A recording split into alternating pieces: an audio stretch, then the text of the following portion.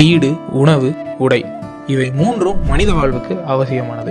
ஆனால் ஆண்டாண்டு காலமாக வாழ்ந்து கொண்டிருந்த தங்களோட வீடு உட்பட மொத்த திருச்செந்துறை கிராமத்தையும் தங்களுக்கு சொந்தமானதுன்னு வக்ஃப் வாரியம் அறிவிச்சதால அதிர்ந்து போய் நின்றாங்க அந்த கிராம மக்கள். இப்போ திடீர்னு இந்த வக்ஃப் போர்டுக்கு தான் இந்த ஏரியா சொந்தம்னு சொல்லி இப்போ இன்ஃபார்ம் பண்ணியிருக்காங்க. அது எங்களுக்கு ரொம்ப அதிர்ச்சியை கொடுத்துருக்கு. எங்களுக்கெல்லாம் இந்த வக்ஃப் அப்படின்னா என்னன்னு சத்தியமாக தெரியாது. திடீர்னு எங்களை இந்த இடமே எங்களோட தான், இது எல்லாமே இந்த ஏரியாவுக்குள்ளாமே எங்களோட தான், உங்களுக்கு எதுவுமே கிடையாது அப்படின்னு முதல்ல சொன்னாங்க. இங்கே 3 தலைமுறையாக இங்கே தாப்பா இருக்கோம், எங்களுக்கு இந்த இடம் எங்களுக்கு வேணும், நாங்களாம் ரொம்ப கஷ்டப்படுறோங்க. இந்த குடிசையும் பிடிக்கிட்டாங்கன்னா எங்களுக்கு ஒரு வழியும் இல்லை.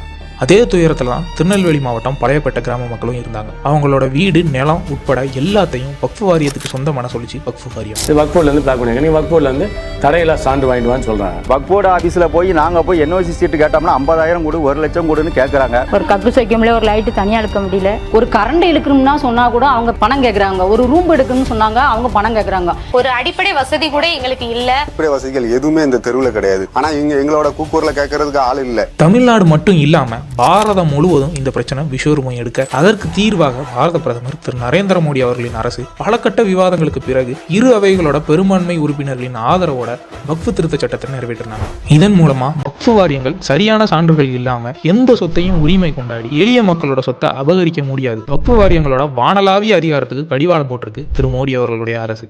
இதனை அடுத்து திருச்செந்துறை கிராம மக்களும் பழையப்பேட்டை கிராம மக்களும் நமது பாரத பிரதமருக்கும் பாஜக அரசுக்கும் தங்கள் நன்றிகளை பெருமகிழ்ச்சியோட தெரிவிச்சுட்டு வராங்க.